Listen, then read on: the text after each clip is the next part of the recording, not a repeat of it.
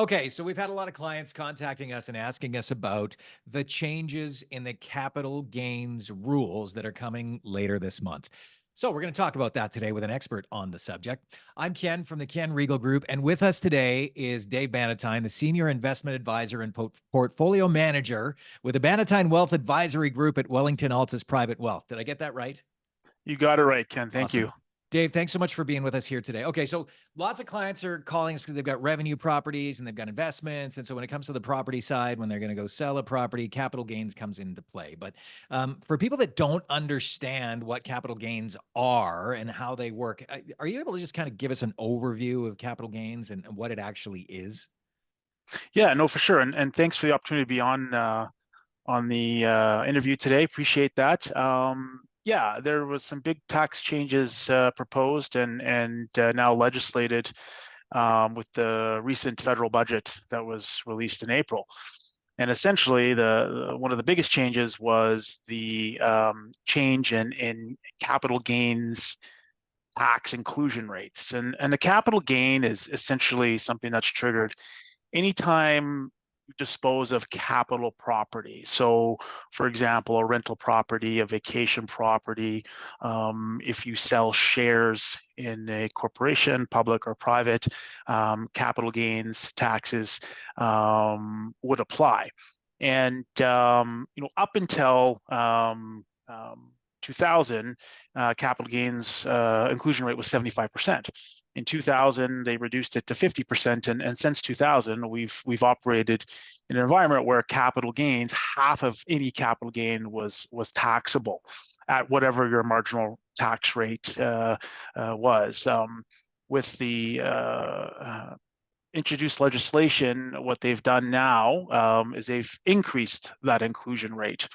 Now, as it pertains to individuals, you are given essentially a threshold to reach of $250,000 in capital gains before that inclusion rate increases from 50% to essentially 67%. So that's Any $250,000 in increase in value, not necessarily the base cost of whatever asset you have. That's the increase that you have made, correct? Yeah, a difference between your cost basis and whatever sort of the sale price was or market value, deemed market value. That difference would be a capital gain. And as an individual, the 50% inclusion rate would count for any capital gains from $1 up to 250,000. Okay.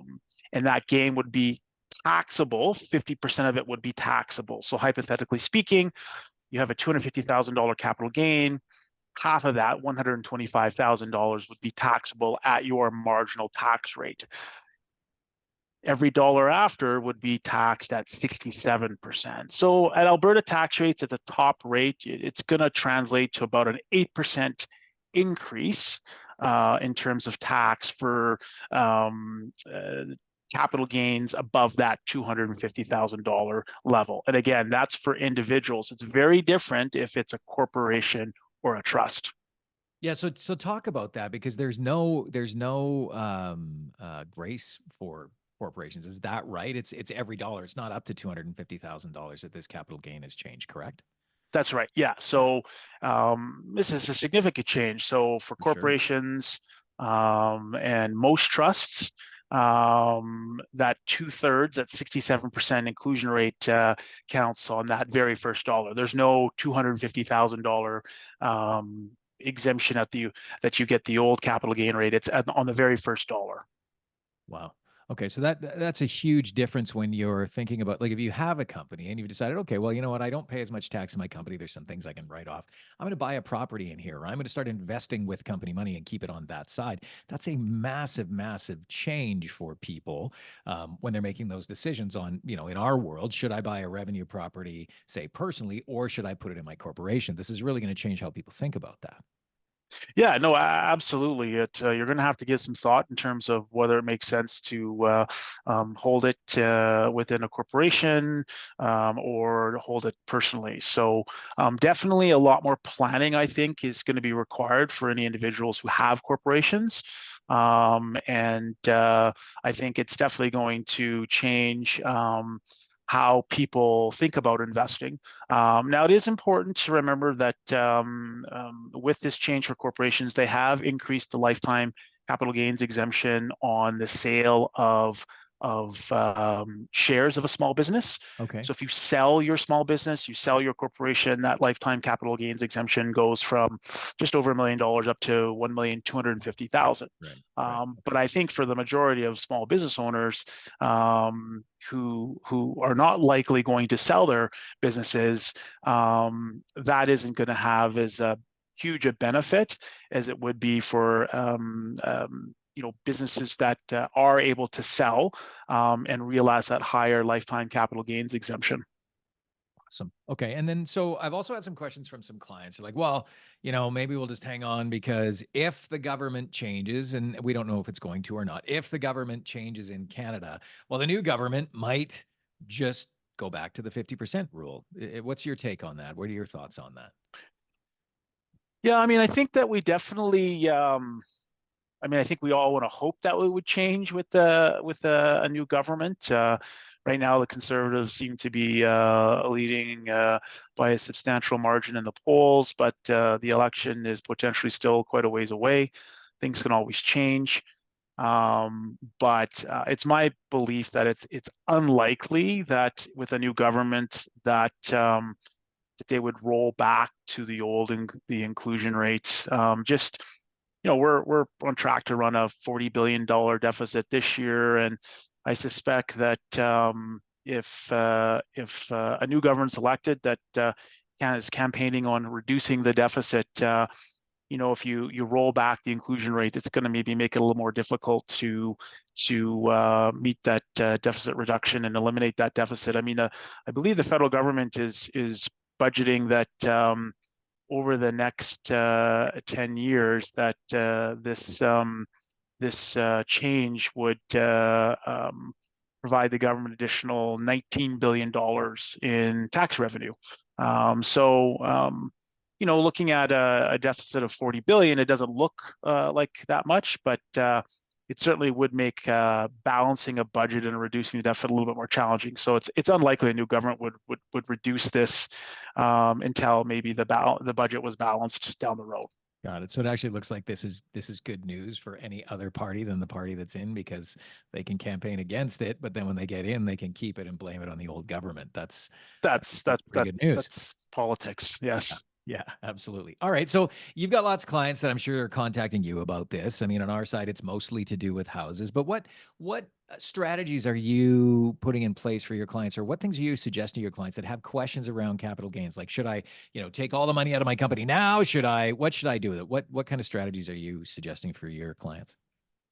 Yeah, I mean, I think that as far as it relates to individuals versus corps, I mean, I think just ensuring that you're always under that kind of $250,000 capital gain every year. Right. And there's various ways and methods you can do that. I think generally speaking, whether you're an individual or corporation, I think kind of maybe altering your time horizon. I mean, clearly, if you're an older individual and you're closer near to life expectancy, it might make sense to perhaps trigger some of these gains before June 25th. That's the day that the clock starts ticking in terms of the increased capital gains inclusion rate. So it may make sense, but I think generally speaking, if you alter your time horizon, kind of think long term, I mean, then use that power of compounding. Your time horizon could even be long enough where they do eventually roll back to the old rules. So, I think that's the first thing to definitely consider.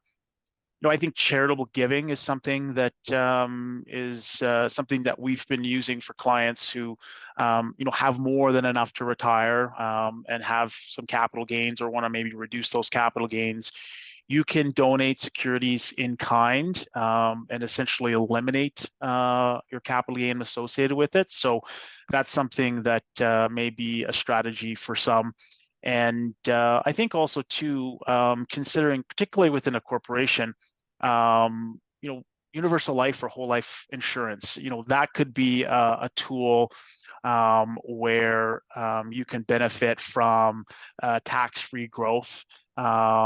Typically, in a whole life or universal life policy, those policies allow for tax shelter growth, and essentially there's ways that you can access that growth and eliminate any capital gains associated with that. So those would be three potential strategies that we're talking with clients about that others might want to consider, again, looking at their own situation.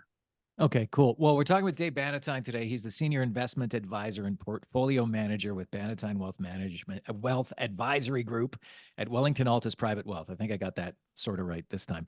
We're talking about capital gains and some great strategies there, Dave. Thank you so much for that. For a guy like me, that's like, I don't know, I trust guys like you to tell me what to do. That's good advice. And so, if somebody wanted to get a hold of you and talk more about this and maybe get some more advice from you, how do they do that?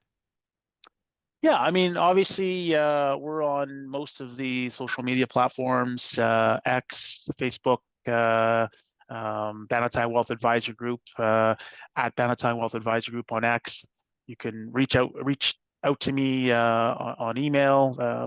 My email is david.bannatyne@wellington-altus.ca. Alternatively, you can contact me directly.